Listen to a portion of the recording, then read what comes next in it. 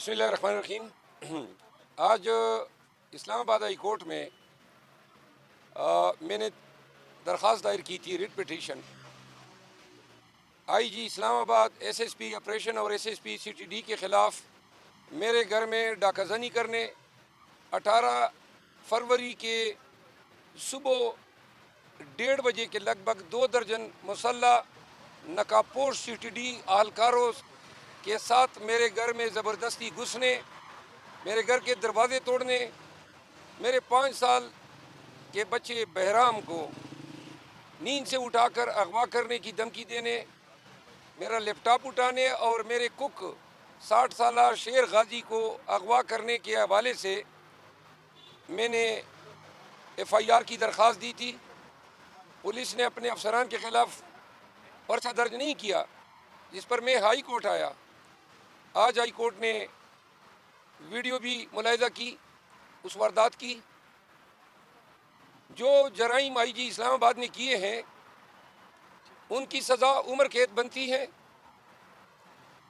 पाकिस्तान के शहरियों और बिलखसूस इस्लामाबाद के फेड जैसे पोस्ट सेक्टर में मैं ख़ुद सुप्रीम कोर्ट का वकील हूँ, मुंतखब मैंने हूँ, लेकिन जिस दहशतगर्दाना तरीके से पुलिस ने इर्तिकाब जुर्म किया है, इस पे अदालत ने भी अफसोस का इज़हार किया और हुक्म सादिर किया कि अगर मेरा कुक आज वापस नहीं आता है तो फिर पुलिस के आला हुकाम SSP CTD, SSP ऑपरेशन अदालत में ख़ुद पेश होंगे और साथ ही पर्चा न दर्ज करने पर SHO मारगला को कल 10 बजे अदालत में तलब किया है।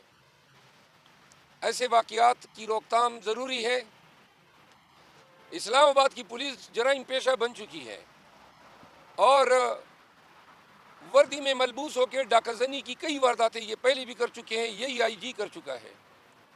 और इनकी जुर्रत अब इतनी हुई कि मेरे घर में घुस के उन्होंने लैपटॉप भी चोरी किया। मैं कल पहली दफ़ा घर गया तो पता चला मेरी कैसी घड़ी भी उड़ाई है, परफ्यूम भी उड़ाए हैं, ये साथ उठा के ले गए हैं।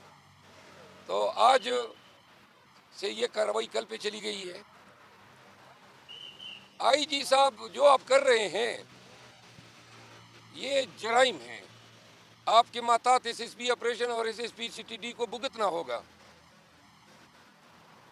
दूसरा, मैं ये वाशगाफ अल्फाज में ऐलान करता हूँ कि अगर मेरी ज़ात को कुछ हुआ या मैं इस्लामाबाद से अगवा हुआ तो इसकी ज़िम्मेदारी IG इस्लामाबाद पर होगी, क्योंकि ये वाज़े तौर पर ये अटेम्प्ट कर चुका है। मैं इस मामले को नेशनल असेंबली में भी उठाऊंगा, इस मामले को मंतकी अंजाम तक पहुंचाऊंगा। दूसरा, आज शाहरियार अफरीदी और शानदाना गुलजार के केसेस में तमीन अदालत की कार्रवाई है। इंशाल्लाह इन केसेस की पैरवी के लिए भी मैं अदालत की मुआविनत करूंगा, क्योंकि वो केसेस मैंने दायर किए थे।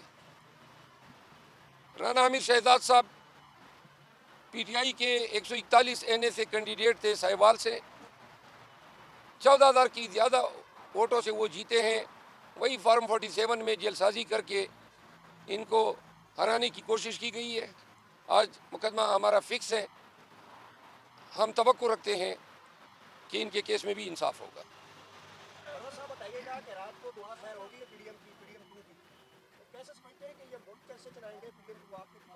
जिस तरह इन्होंने पहले चलाया 16 महीने और जो अभी तक चला रहे हैं उनके गमाश्ते केयरटेकर बन के, तो लिहाजा अगर जो नज़र आ रहा है सारी जल्दसाजी नताइज में इन चोरों को लाने के लिए की गई है, और अगर ये हुकूमत चला सकते हैं या इनमें अहलियत है तो 6 महीनों में वाज़ेह हो जाएगा। लेकिन इनको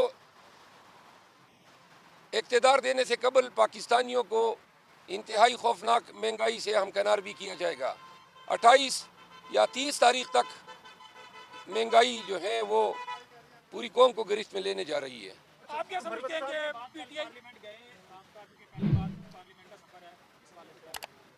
मैं नेशनल असेंबली गया हूँ तो मैंने पता किया कि हुकाम कौन है, तो पता चला कि जो सेक्रेटरी है नेशनल असेंबली का, उसको 11वीं दफ़ा जो है एक्सटेंशन दे के सेक्रेटरी की सीट पे बिठाया गया है। जो दूसरा सेक्रेटरी है जो एडमिनिस्ट्रेशन का है, उसको 7वीं दफ़ा एक्सटेंशन दी जा रही है। तो मैंने कहा ये तो हमें जिधर ऐवान में लोगों ने भेजा है वहाँ पर पहले से ही स्पीकर नेशनल असेंबली जो हैं उनके बारे में इल्म हुआ कि उन्होंने इंतहाई नाजायज़ भर्तियाँ की हैं कौमी असम्बली में।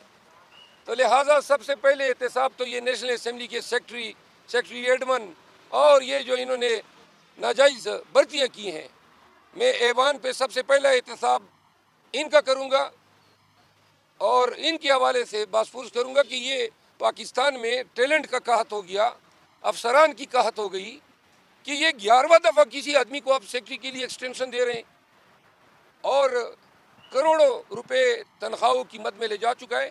गवर्नमेंट ऑफ पाकिस्तान की डिक्लेयर्ड पॉलिसी है कि सिर्फ इंतहाई कंपेलिंग यानी मजबूरी की हालत में आप किसी शख्स को एक दफ़ा कॉन्ट्रैक्ट पे एम्प्लॉय कर सकते हैं, री एक्सटेंशन पे कतगन है। इल्म नहीं हो रहा है कि ये 11वीं दफ़ा इस सेक्रेटरी को किस तरह दिया गया। इसी तरह सेक्रेटरी एडमन जो कोई DMG अफसर है वो हजरत बैठे हुए हैं। तो लिहाजा सबसे पहला इनकाउंटर जो हुआ वो भी ऐसे लोगों से हुआ जो कानून साजी कर रहे हैं, खुद कानून के मनाफी ये अपने मनासिब पे बैठे हुए हैं। सर, रात को शहबाज शरीफ ने कहा है कि अगर आज़ाद उम्मीदवार हुकूमत बनाते हैं, उनके नंबर पूरे हैं, तो हम उनको ऐवान में वेलकम भी करेंगे और मुबारकबाद भी देंगे और हमें खुशी होगी। हमारे नंबर तो पूरे हैं, बस ये जो इन्होंने फॉर्म 47 में जेलसाजी करके हमारे नंबर छीने हैं ये हमें वापस कर दें। अगर थोड़ी सी शर्म हया है इस शहबाज शरीफ की आंखों में और रती बर ज़मीर है तो इसको शर्म आनी चाहिए एक ऐसे नशीस पे बैठने से जो इसका हक ही नहीं बनता है। इनको इल्म है नवाज शरीफ अपनी सीट लाहौर की हारा हुआ है, मरियम नवाज जो नॉमिनेट हो गई है वजीर आला पंजाब वो अपनी सीट हारी हुई है, आवा बिगड़ा हुआ है। 80 नेशनल असेंबली की सीटें इन्होंने चोरी की हैं और वो भी पहले फॉर्म 45 पुराने ज़माने में या आज इस इलेक्शन से कबल फॉर्म 45 जो था वो टेम्पर हुआ करता था। अब इस दफ़ा ये क्यों नहीं हुआ? नंबर 1 नवाज शरीफ को ये बताना था कि अवाम ने आपकी ये हैसियत कर दी है, और दूसरा अगर पोलिंग स्टेशनों पे ये ड्रामा होता तो मुल्क भर में लॉ एंड ऑर्डर के मसले होते। तो प्लान बी के तहत इन्होंने फॉर्म 47 जो है उसको टेम्पर कर दिया। मनोज साहब, क्या PTI सरप्राइज दे सकती है वज़ीर-ए-आज़म की जब वोटिंग होगी उमर अयूब साहब बन जाएंगे? मेरे इताद के मुताबिक 21 लगभग हल्के कौमी असम्बली के वो इलेक्शन कमीशन और हाई कोर्ट से स्टे हो चुके हैं। अगर 50 के लगभग हल्के स्टे हो जाते हैं तो ये हुकूमत किस तरह बनाएंगे? इस तरह सूबाई असम्बली की उनकी सीटें स्टे होंगी तो रिजर्व उनकी कहाँ से आएंगी? लिहाजा उनका हुकूमत बनाने का जो हदफ है वो पूरा नहीं हो रहा है। मरना साहब बताइएगा कि IMF की तीसरी किस्त आ रही है, लेकिन तीसरी किस्त में उन्होंने शर्त रखी थी कि फ्री एंड फेयर इलेक्शन होंगे तो हम तीसरी किस्त देंगे। तो अब वो तीसरी किस्त दे ही देगी किस तरह की इंटरनेशनल रिपोर्ट पाकिस्तान का जो इलेक्शन होगा उसके ऊपर आप सपोर्ट करेंगे? हमने पहले IMF के साथ डील को सपोर्ट किया था, कतई नहीं करेंगे ताकि ये पैसे इन छोरों को मिले और ये जनाब फिर जो है बाहर भेजें। IMF की डील में free and fair transparent election शर्त थी और इलेक्शन का इन्होंने ये हाल कर दिया है। तो लिहाजा पाकिस्तान तहरीक इंसाफ पहले हमने कोऑपरेट किया था, इंशाल्लाह कोर कमेटी इस पर डिस्कस करेगी, खान साहब से हम इस पे बात करेंगे और एक क्लियर कट मौक़िफ़ के साथ आएंगे। मरना साहब, अगर आप नहीं करेंगे तो खुदा ना खास्ता कि पाकिस्तान डिफॉल्ट करेगा तो नजर तो या तो डायरेक्शन आएगी तो PTI की तरफ आएगी। देखिए, पाकिस्तान तहरीक इंसाफ ओवरसीज के बलबूते पे रिमिटेंसीज की मद में इस मुल्क को इन माशी बदतरी से निकाल सकती है। दूसरी बात, अगर ये शर्त है कि जी कौम डिफ़ॉल्ट करेगा और अगर डिफ़ॉल्ट से बचाने के लिए PTI ने फिर कुर्बानी देनी है, हमारे लिए डिफ़ॉल्ट से कबल और तमाम चीज़ों से अव्वल तर जो है वो रूल ऑफ लॉ है। जिस मुल्क में जिस रियासत में कानून की हुक्मरानी ना हो वो अखलाकी तौर पर भी डिफ़ॉल्ट कर चुका होता है, कानूनी तौर पर भी कर चुका होता है। अगर रूल ऑफ लॉ नहीं है, 10 दफ़ा ये मुआशी तौर पर डिफ़ॉल्ट कर जाए, लेकिन मुल्क को ज़रूरत है रूल ऑफ लॉ की। अगर रूल ऑफ लॉ कंप्रोमाइज़ होती है मुआशी डिफ़ॉल्ट पे, हमारी तरजीह जो है रूल ऑफ लॉ होगी। बहुत शुक्रिया सर, मरना थैंक साहब, यू। बिलावल भुट्टो कह रहे थे कि हमने बारहा आपसे रिक्वेस्ट की कि हम मिलकर हुकूमत बनाएंगे, तो किस वजह से यही बात तो मैं कर रहा था कि पीपल पार्टी हमें बार बार कह रहे थे आए मिल के हुकूमत बनाते हैं। हम पाकिस्तानियों को बताना चाहते हैं हमारी कोई ख्वाहिश नहीं है ऐसे लोगों के साथ हुकूमत बनाने पे जो खुद मैंडेट चोरी कर चुके हैं। तो लिहाजा प्लीज़ ज़रा थोड़ी सी ये तवज्जो दें।